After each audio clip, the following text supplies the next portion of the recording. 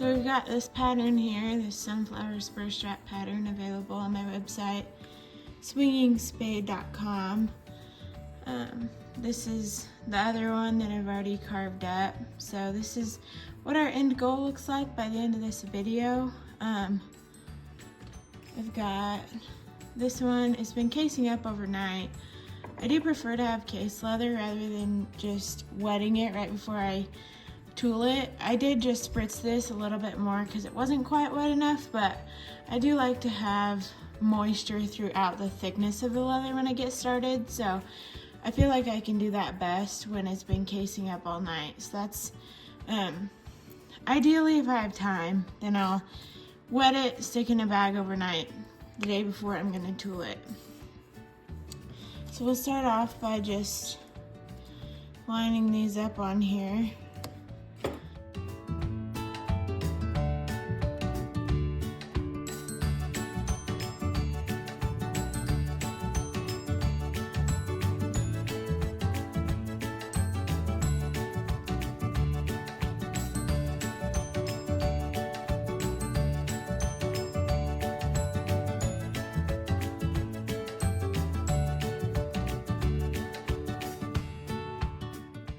So I've designed this pattern to be for unlined spur straps. If you're planning on lining a pair of spur straps, you might want to widen out the border a little bit just to leave enough space for a stitch line in there. But if you're gonna, these are a great beginner project because you don't need a sewing machine. All you need is just leather, some rivets to put your buckles on, stamping tools, and away you go. So I'm going to start out by using just regular old stylus and just trace all the lines on this pattern.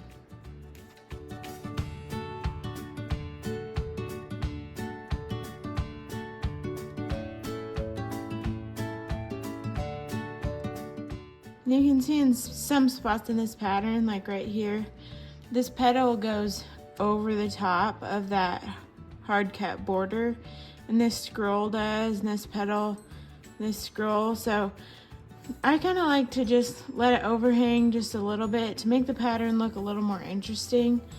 But if you don't feel confident enough to do that, it's perfectly acceptable to just have your border, your hard cut border, going over the top of everything, and that'll look just fine too. Okay, you can see I've got the indentions of my pattern all traced onto there. So then I'm going to take a pair of dividers and set them at my border width, and then just go, I don't want to go past this scroll right here because my border ends right there. So I'm just going to go from the outside of my pattern here, just establishing that border line.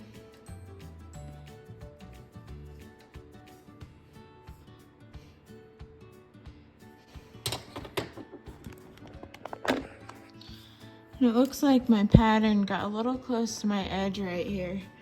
So you can either just kind of eyeball that when you carve it and make sure it doesn't go, you don't want it quite that close.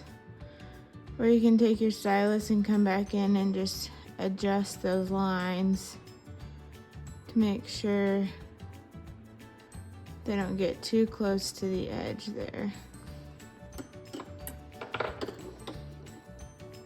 So now I'm going to take this Easy Edge border tool from Alden Leather Supply, and just, it's already set to the border that I want. I want to make sure it lines up right with that divider line, and I'm just going to go around and cut my border, making sure I don't go over where those petals and elements go over the border.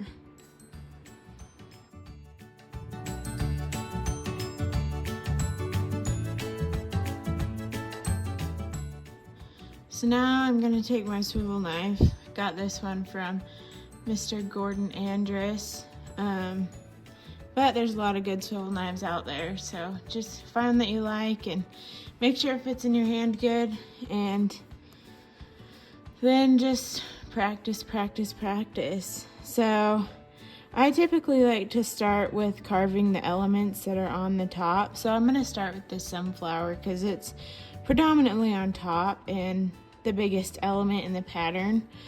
So I just want to be careful, like where this scroll goes over this petal, be careful about not carving into that, and this scroll goes over this petal. So you got to be mindful of all that. And then, so I'm only going to carve the petals of the sunflower. This line is just a guideline for where my center is going to be, but you'll see in just a little bit what we're going to do with that, but I'm not going to carve that line.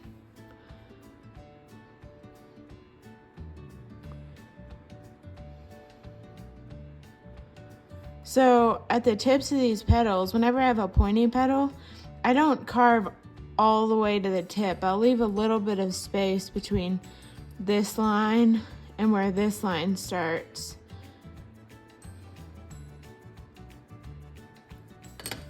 Because if I were to carve all the way to the tip right there, then once I bevel that, that's gonna leave a little tab that'll stick up. Might get caught on stuff, might kind of get turned over and just not wear very good. So on pointy petals like this, or maybe like the tip of a leaf or whatever, I like to not carve all the way to the tip like that.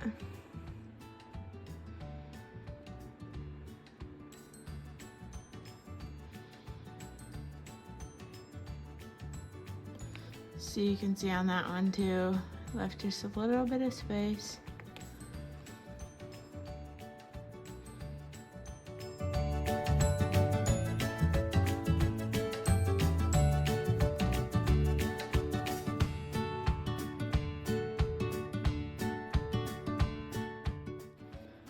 I'm gonna start on the end of this one now.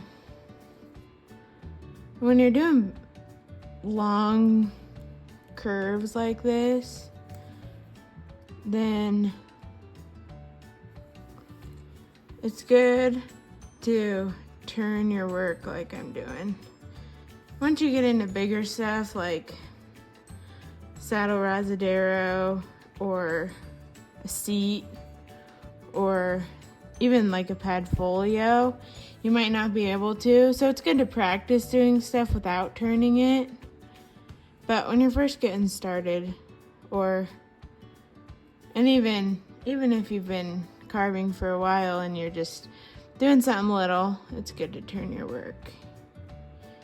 Keep that line smooth and continuous as you can.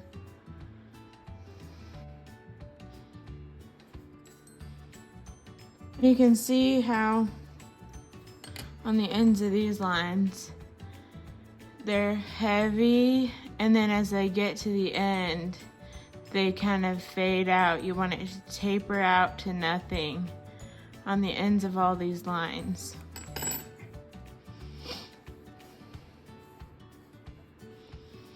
Same thing with like this little curve right here on that scroll.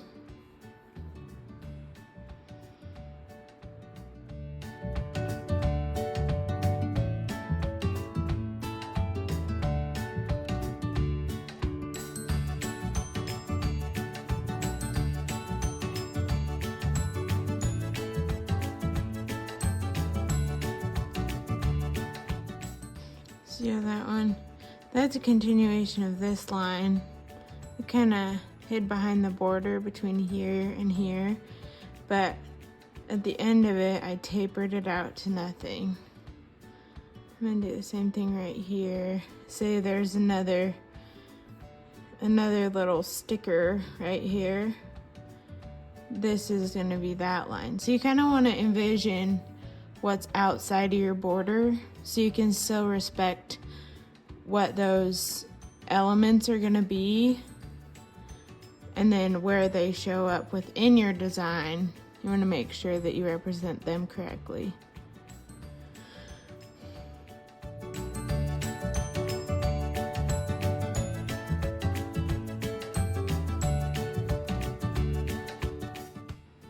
And then where this scroll comes around, this line's going to continue under the border, and then it's going to come back into view right here.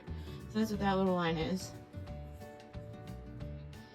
And then once again, where we kind of adjusted that tracing, make sure it didn't get too close to the edge of our leather there.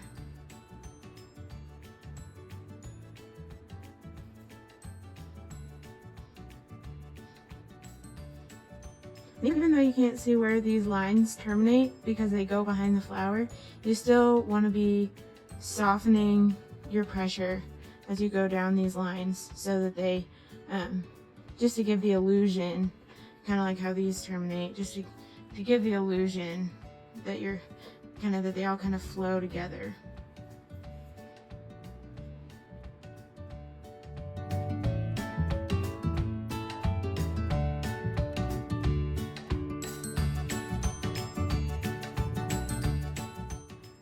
So now we're going to start by shading the middle parts of these flower petals. So I've got this Berry King lined flower shader that I really like.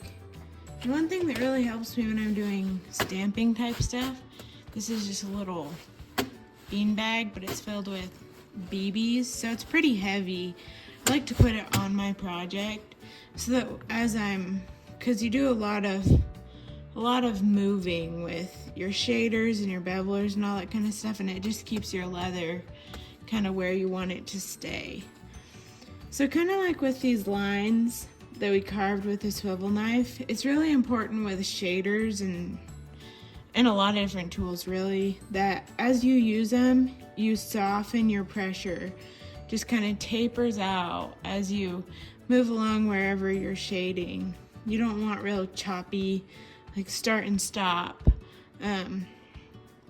So I'm gonna kind of tip this in to give a fairly deep impression here right against this flower center. And then as I move out, you can hear that and you can see that the impression is softening gradually. So there's not really any choppiness to it, but it's fairly gradual. Like you can see a little bit of the tool marks in there, which I don't hate because it adds a little bit of just kind of a organic texture to it, I guess, but you want to be in general pretty gradual. So in the middle of each of these petals, I'm going to make that middle shader line the longest, and then on either side of it I'll kind of do the same thing but maybe a little bit shorter. Then you can smooth it out in between if it needs it. So you can see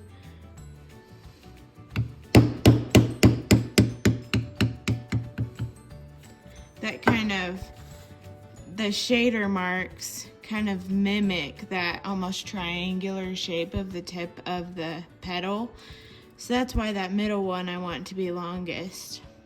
So then I'm going to do that on the rest of the petals.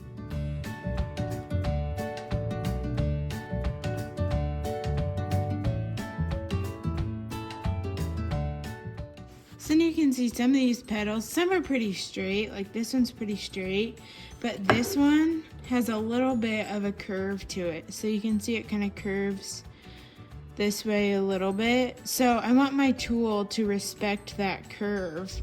On this one, you can see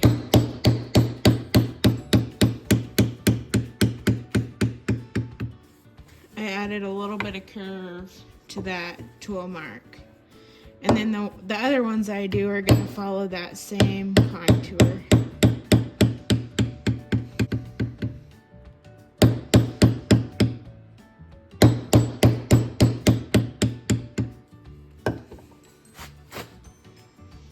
And that kind of just gives that illusion that that petal is a little bit curved.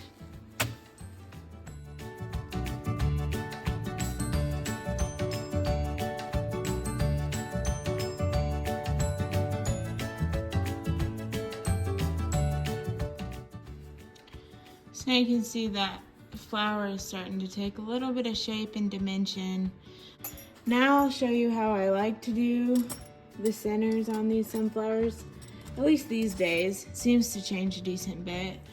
But I've got a set of graduated, just round cedars. And I just like to take one that's, I don't know, 1/8 of an inch or so. And go fairly heavy, just right around the rim of that flower center.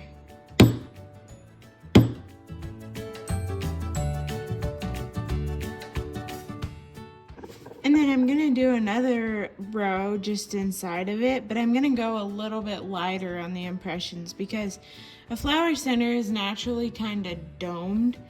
And so with that heavy impression around the edge and then a lighter impression, that kind of gives that domed appearance a little bit.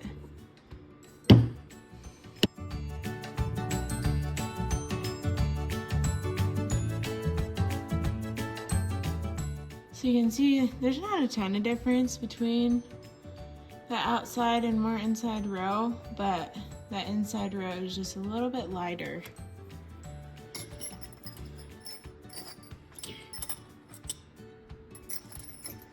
And then I'm going to take one that's a little bit smaller. Get my camera focused on it. And go on the inside of that row again with it, and yet lighter this time. And this is just going to be just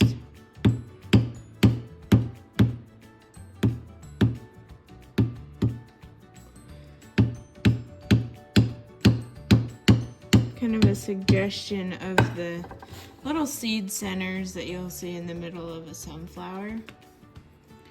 And then I'm going to take my stylus and just put a little dot right in the middle of where the middle of that flower center would be if you could see the whole thing. And take this little mule's foot. This is a Berry King. And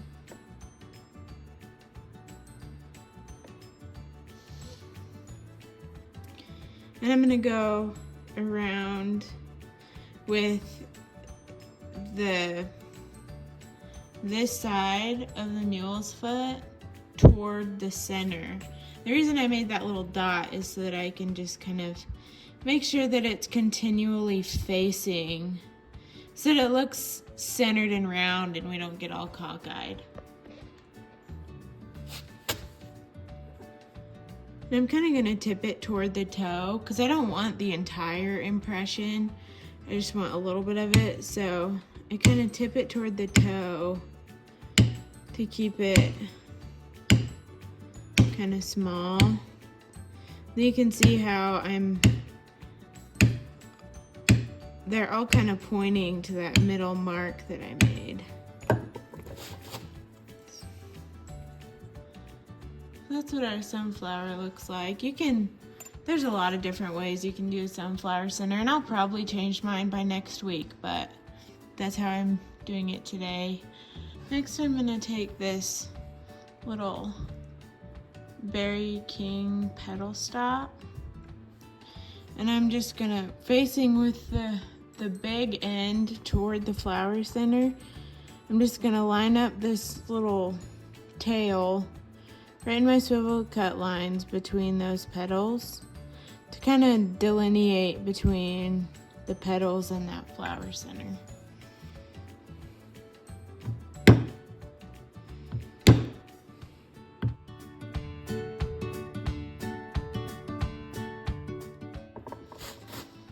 So you can see how that just kind of creates an end to those swivel knife marks.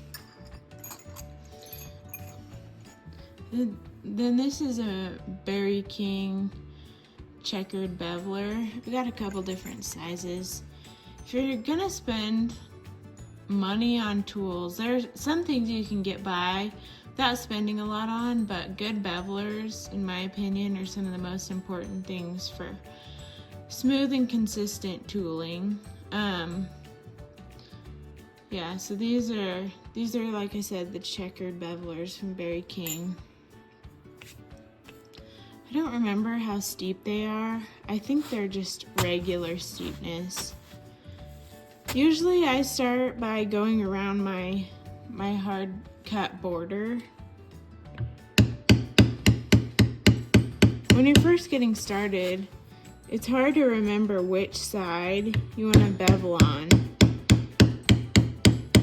So that just takes practice, and eventually your brain will just kind of automatically figure it out and do it. But at first it does take a decent bit of practice and thinking about it. And if you're not to a point where you can like walk your beveler along like I'm doing, that's okay.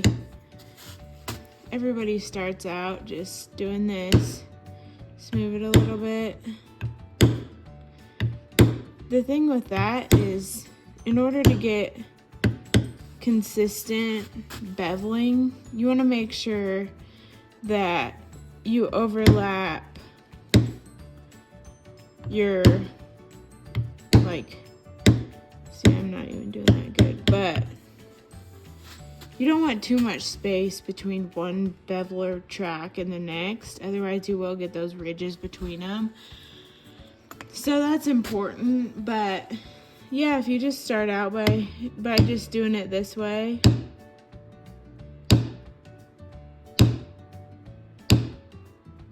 that's okay. And you'll get to a point where you might have to come back and smooth it up a little like I have to right now. But when I hold my beveler, I like to have my ring finger right down by the base, and then I rest my pinky on my work. So you can kind of work like based off of that pinky. You can kind of brace against it and it keeps you smooth if you have that pinky down.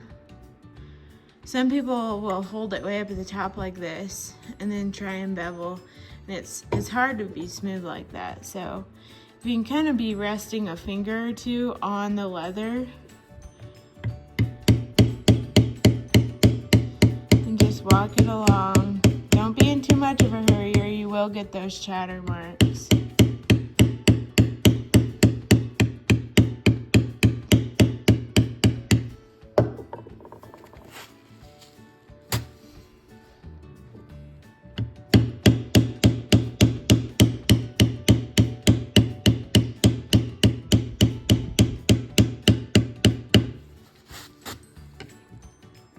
And some people really try and push down with their beveler, but you want to let your maul do the work. So just kind of hold it where it needs to be and guide it, but let your mallet do the work. Otherwise you're going to get your hand's going to get real tired and crampy real quick. And if you're trying to do this full time, you got to figure out how to make it not so hard to work so you can do it for longer stretches of the day. So some of these you can see I'm going to need to use a smaller beveler.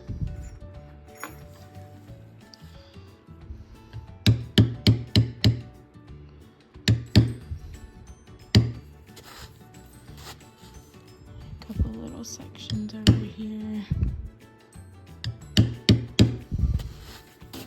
So now I've got my border beveled. So I'm going to go in and now border all my elements. So I like to bevel everything I can get from this side and then turn it around and get everything I can bevel from this side. Because say you're tooling something big, you can't turn it every which way. Most of the time you can get at it from two opposite sides, but you can't, a lot of times if it's something big, you can't tool it from every single side. So if you can get it from this side and then the opposite side, that's the best way to practice, so that once you get into the bigger stuff, you're equipped to tool from just the two sides.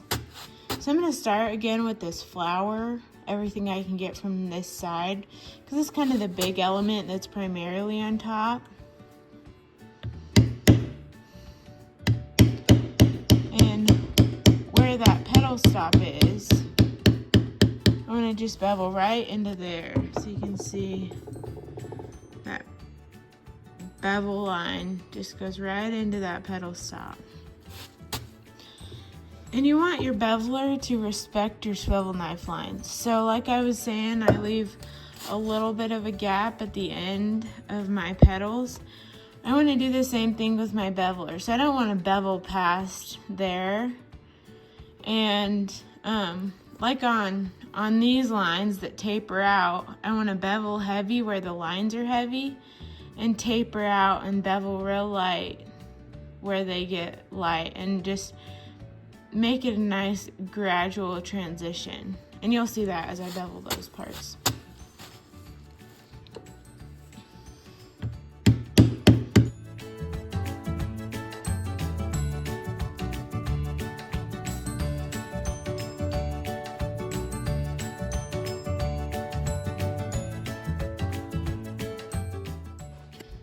And so you want to be beveling on the outside of the line. So this petal is on top of these scrolls and stems and stickers and stuff. And so I want to be mashing down what is behind this petal. And that's just going to take practice, like I said. But you just want to be thinking about what is on top, what needs to pop up. Everything else behind it needs to be mashed down.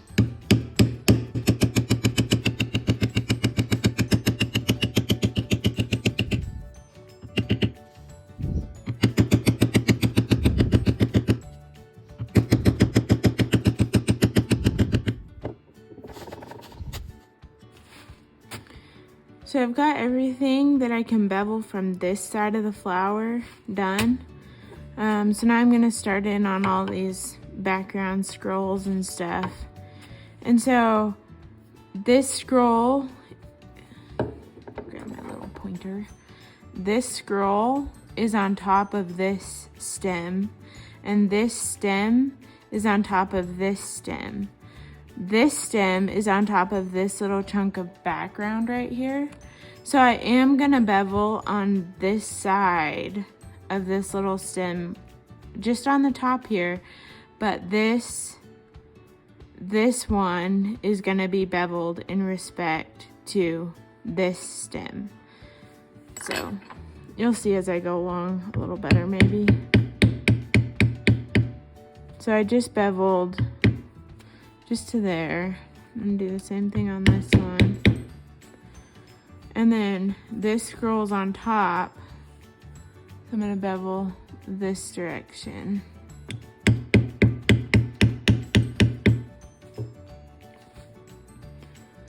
And then the inside of these scrolls, I like to use a round beveler.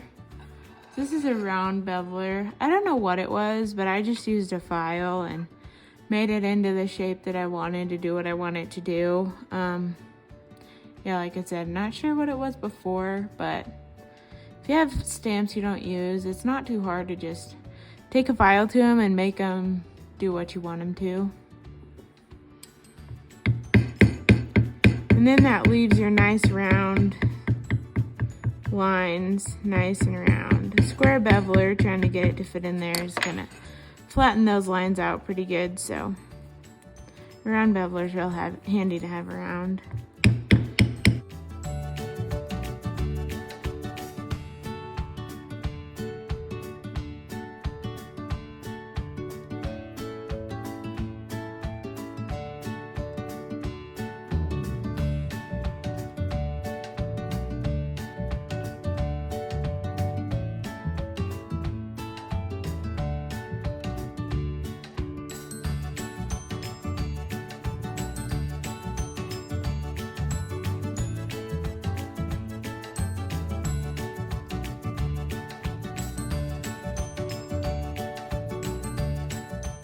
You can see I'm at the end of these lines that taper out.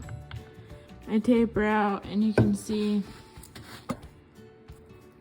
look at the end of this one, it's heavy, and then it just transitions real gradually and smoothly to a lighter bevel. Kind of just fades out to nothing.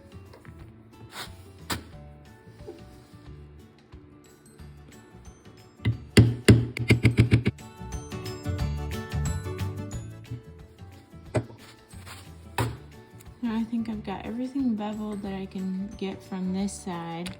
So I'm gonna turn it around and bevel from the other direction now.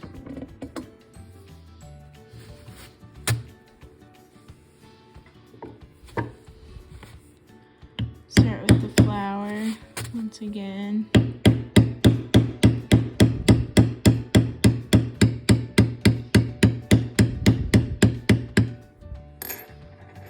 A little chunk.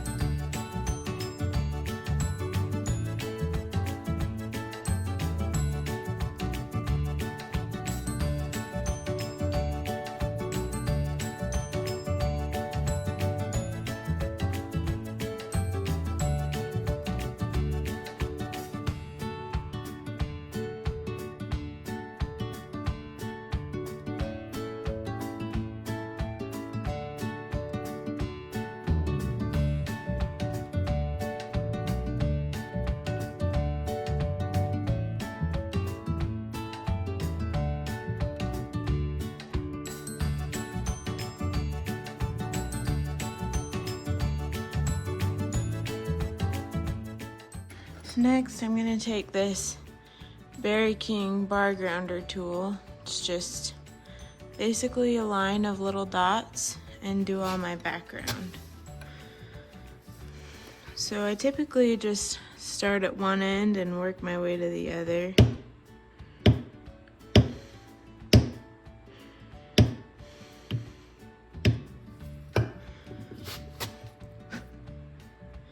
You can kind of see I like to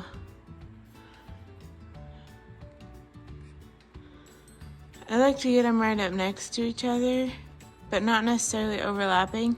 And as much as I can, I like them to be going in the same direction, just to kind of follow that flow that the pattern has. So I'll go through on these smaller areas. I'll come back with a smaller one, but I'll go through and do all the bigger areas.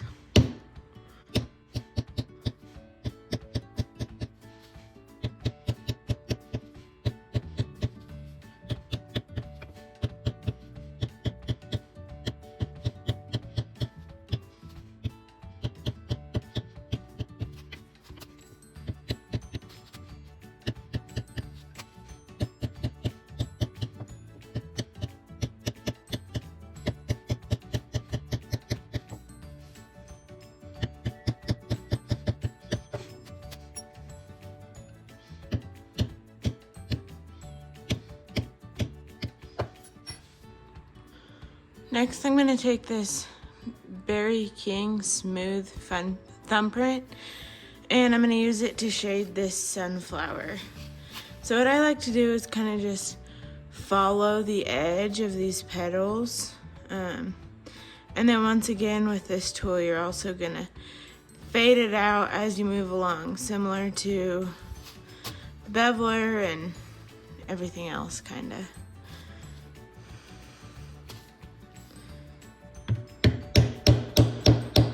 See, I'm going in heavy, and then as I get closer to the flower center, I'm going in light. And then I might go back in and smooth it up a little, and then do the other side of the petal.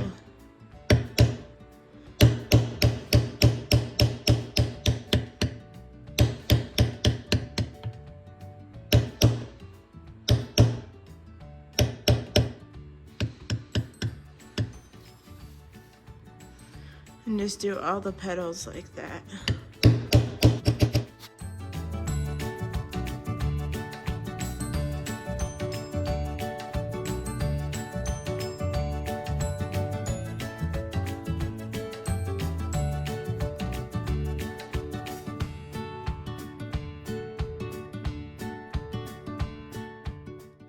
So then I'm going to go in with another thumbprint.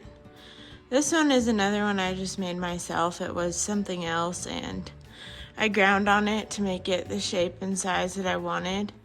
It's a little bit shorter than the one I was just using. See, this is the one I was just using. This is the one I'm gonna switch to on these scrolls and stuff. And because it's a little shorter, it's easier to curl around on those curves.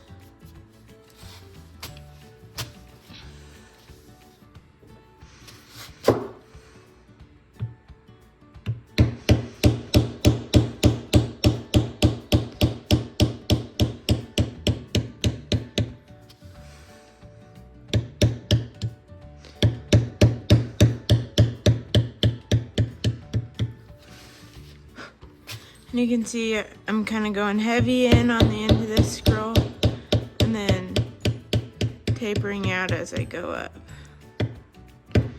Just smooth that out in there. And then where this kind of rolls over, this under here is kind of like under this wrinkle. So I'm going to shade that in, kind of create some shadow in there. And then I'm going to carry that down the stem of that scroll and fade it out. And I'll come back in and smooth it up a little bit.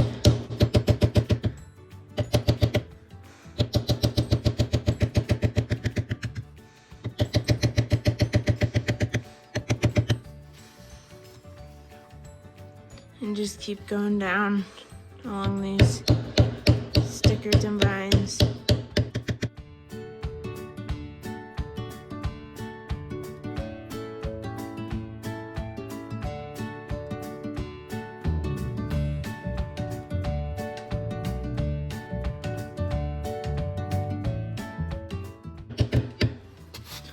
And then right here where all these stems come out from under the flower, I'm just going to create a little bit of a shadow because those are kind of hiding behind that flower.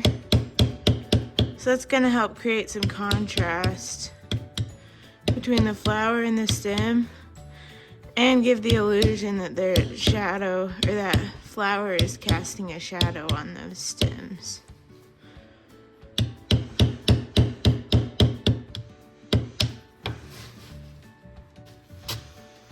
And I'm going to keep going along these.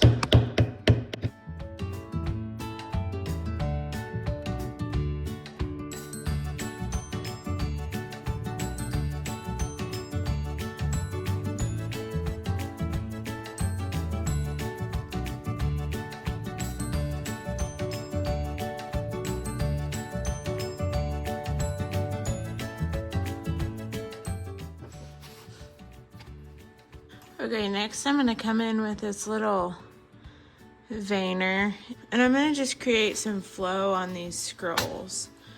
Just lining up the end of that veiner along the edge of that scroll. I'm going to tip it so it's heaviest on the edge. You don't want the entire tool track, so see that? You can just see part of it and it's kind of tapers out because of the way I have it tipped.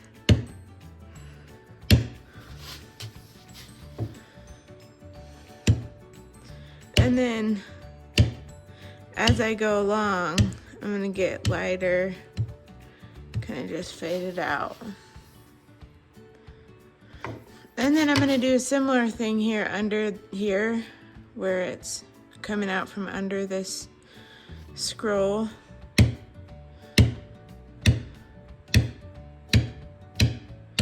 And just fade it out down the stem. And everybody kind of does this kind of thing with their own style, so play around with it, do what you like. This is how I typically do it, but everybody kind of likes to play with their veiners and stuff a little different, so.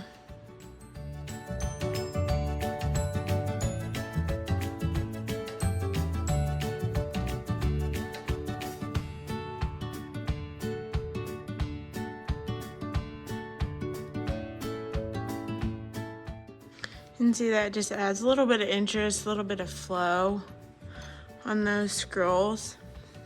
So now we're gonna come in with our swivel knife and do some decorative cuts. This is a Berry King knife, little eighth inch blade. That's what I like to use for decorative cuts. So you can see on this other one that I've already tooled kind of what we're shooting for with the decorative cuts. And lately I've been adding some just a little bit of texture there with the decorative cuts, see on the edges of the petals. And then I'm gonna add a few little stripes there coming out from the center. And then basically just accentuate the lines of the scrolls and vines and stuff. So on decorative cuts, it's the same way. You want to start heavy and fade out light. So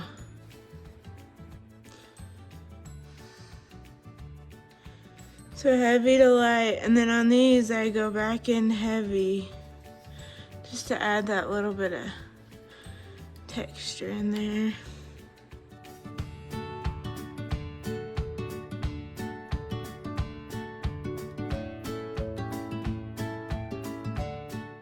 And decorative cuts are, everybody kind of has their own style of those too.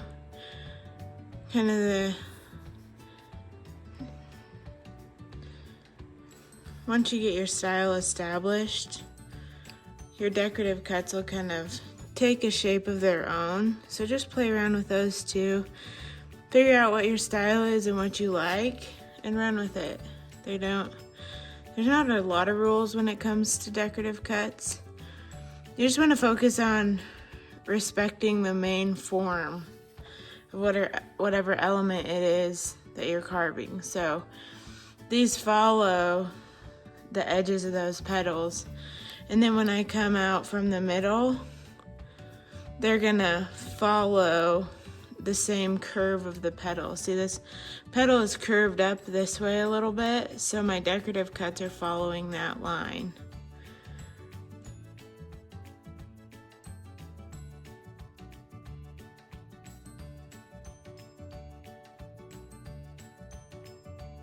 So we're gonna come in and just kind of accentuate all our little scrolls and stuff.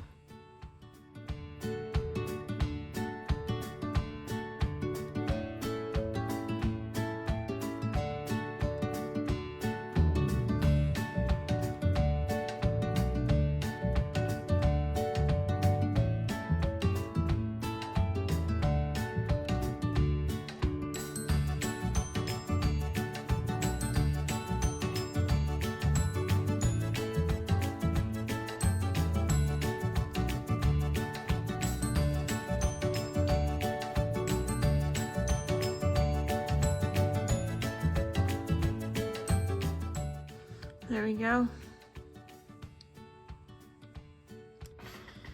Next step, I'm gonna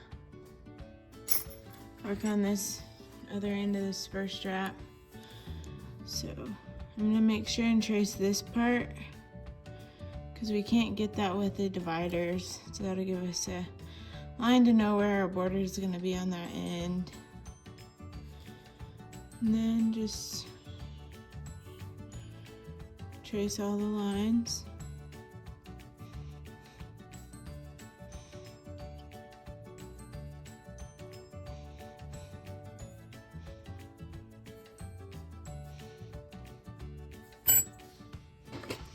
Then I'm going to take my Easy Edge border tool from Alden Leather Supply again and establish that border.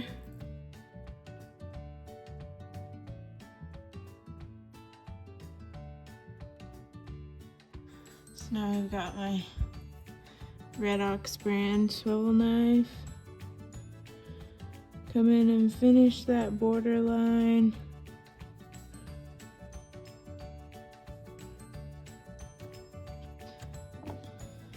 And start carving this pattern.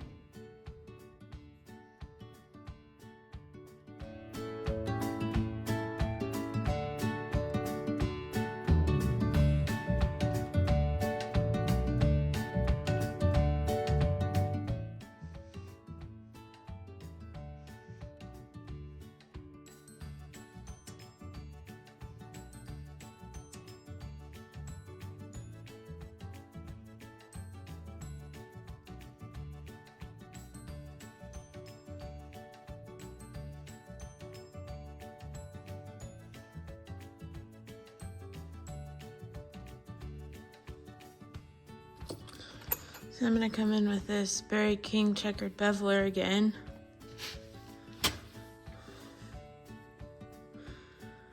Bevel the border first.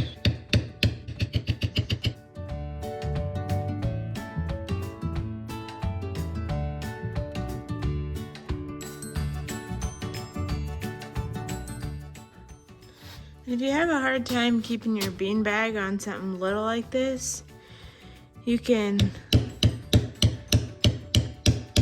use some tape and stick it down to a piece of poster board or scrap leather or something, just so you have a bigger area that you can put your weight on to keep it from moving.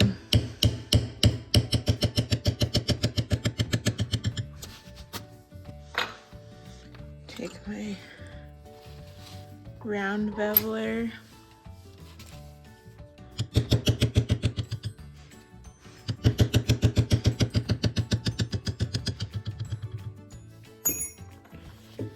And I'm just gonna come in and bevel everything I can get from this side.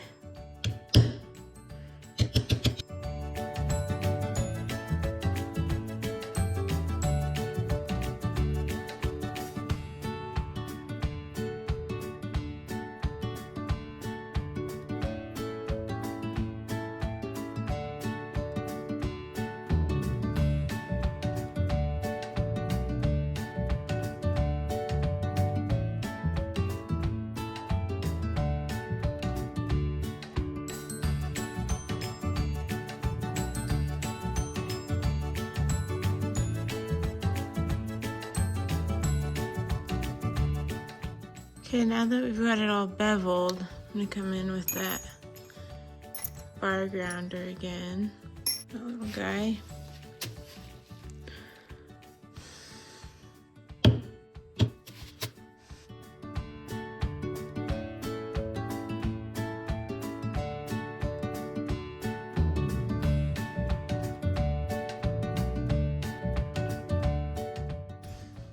I'm gonna come in with this little homemade thumbprint again, shade in all these scrolls and vines.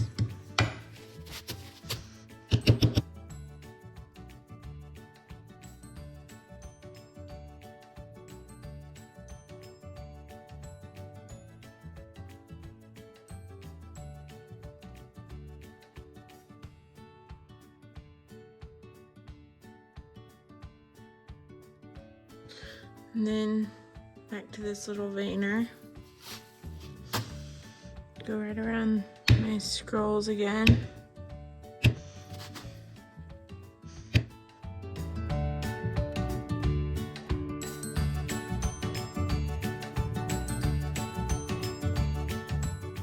To the little Berry King knife, and just gonna add some decorative cuts in there.